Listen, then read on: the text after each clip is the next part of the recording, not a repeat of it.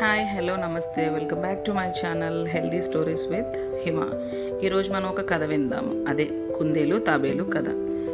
ఒక అడవిలో కుందేలు తాబేలు రెండూ కూడా నివసించేవి. ఆ రెండు కూడా మంచి స్నేహితులు. ఎంత మంచి స్నేహమైనా కుందేలుకు ఒక చిన్న గర్వం ఉండేది. నేనే పరిగెత్తగలను, నేను చాలా వేగంగా పరిగెత్తగలను, నాలా ఈ అడవిలో వేగంగా పరిగెత్తేవారు ఎవ్వరూ లేదని ఎప్పుడూ గర్వపడుతూ ఉండేదట కుందేలు. అది చూసిన తాబేలుకి ఒక చిన్న నవ్వు వచ్చింది. కుందేలు, నువ్వు నేను మంచి స్నేహితులం కదా, నీకు ఒక చిన్న సలహా ఇస్తా. ఎప్పుడూ గర్వం పనికిరాదు. మనం కాన్ఫిడెన్స్తో ఉండాలి కానీ ఓవర్ కాన్ఫిడెన్స్తో ఉండకూడదు. కనుక దయచేసి ఎప్పుడూ కూడా గర్వాన్ని ప్రదర్శించకు. నువ్వు నా స్నేహితుడు కనుక నీకు హితవు బోధ చేస్తున్నాను అని చెప్పిందంట. వెంటనే కుందేలుకు కోపం వచ్చింది. ఆహా, నువ్వు నాకన్నా బాగా పరిగెడతావా? నువ్వు బాగా నడవగలవా? అసలు నీ నడక చూస్తేనే నాకు నవ్వు వస్తుంది. నా విజయాన్ని నువ్వు ఒప్పుకోలేవు కదూ. సరే, ఒక పని చేద్దాం. మనం రేపు అందరి జంతువుల ముందు ఒక పరుగు పందెం పెట్టుకుందాం. అది పెట్టుకున్న తర్వాత ఖచ్చితంగా నేనే గెలుస్తాను అనుకో. ఎవరు గెలుస్తారో చూద్దాం. దానిని బట్టి నిర్ణయిద్దాం విజయం ఎవరికి వరిస్తుంది, విజయం ఎవరిని దగ్గర చేస్తుంది అని దానిని బట్టి నిర్ణయిద్దాం అంది. వెంటనే తాబేలు, అవునా, సరే అలానే కానీ, ఏమో నేను కూడా గెలుస్తానేమో. నువ్వు నవ్వినట్టుగా నేను ఫాస్ట్గా నడవలేకపోవచ్చు, కానీ ప్రయత్నం చేస్తే గెలిచే ఛాన్సెస్ అయితే ఉన్నాయి కదా అని చెప్పింది తాబేలు. వెంటనే తాబేలు కుందేలు రెండు మరుసటి రోజు పరుగు పందానికి స్టార్ట్ అయినాయి. పందెం ప్రారంభించారు. తాబేలు కుందేలు రెండూ కూడా నడక ప్రారంభించాయి.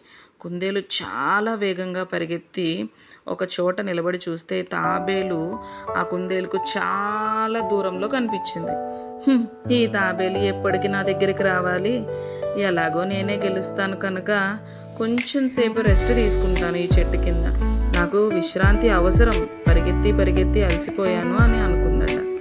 వెంటనే చెట్టు కిందకి పోయి విశ్రాంతి తీసుకుంది తాబేలు. ఈలోగా చిన్న చిన్న అడుగులతో ప్రారంభమైన కుందేలు చిన్న అడుగులతో ప్రారంభమైన తాబేలు కుందేలును దాటుకొని తన విజయాన్ని వరించుకుంది, తన విజయాన్ని దక్కించుకుంది.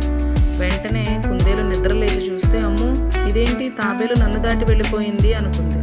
కానీ ఆ తాబేలు ఎక్కడా ఆగకుండా కాన్ఫిడెంట్తో ఒక్కొక్క అడుగు వేసుకుంటూ వెళ్ళి తన విజయాన్ని తను చేరుకుంది, తన లక్ష్యాన్ని తను చేరుకుంది.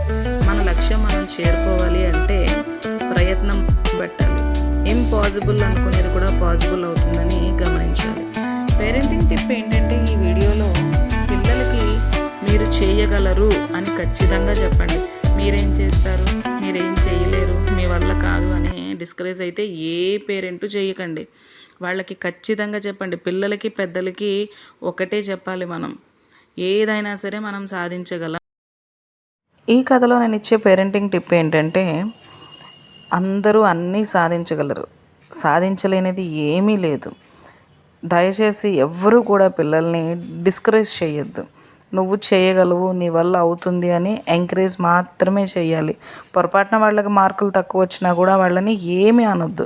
నెక్స్ట్ టైం బెటర్ లక్ అని చెప్పాలి. అలా చెప్పినప్పుడే పిల్లలు దేన్నైనా సాధించగలుగుతారు. ఎంత విజయాన్నైనా మీకు ఈజీగా తెచ్చి ఇవ్వగలుగుతారు. అందుకే ఎప్పుడూ కూడా పేరెంట్స్ పిల్లలకి సపోర్ట్గా ఉండాలి.